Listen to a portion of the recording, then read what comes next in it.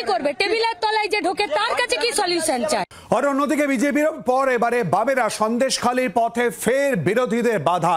রামপুর পর্যন্ত অপেক্ষানো 144 ধারার ন্যাজাট ফেরিঘাটে আটকে দেওয়া হলো। সিপিআইএম নেতৃত্বকে ছাত্র যুব মহিলা ব্রিগেডকে আটকে দেওয়া হলো। পুলিশের সঙ্গে তুমুল বচসা বেঁধে যায় নিরাক্ষীদের।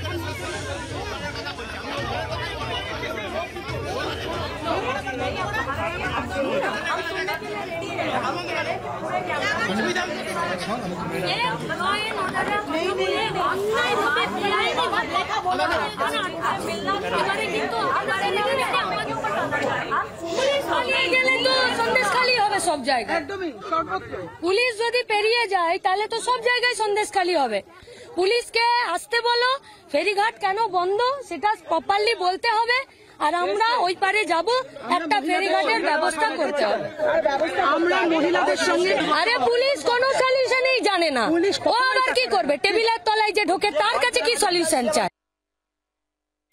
ওখানে কি অপারেশন করবে পুলিশ আমরা জানি না।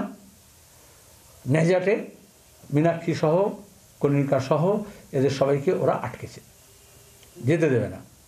পুলিশ অপরাধী ধরতে পারছে না, কিন্তু এটা দেখবেন এটা হচ্ছে স্ট্যান্ডার্ড অপারেশন প্রসিজিওর বেঙ্গল পুলিশের, কলকাতা পুলিশের, যে যেখানে অপরাধ হবে অপরাধ দমন করবে না, কিন্তু অকুস্থলে কাউকে যেতে দেবে না।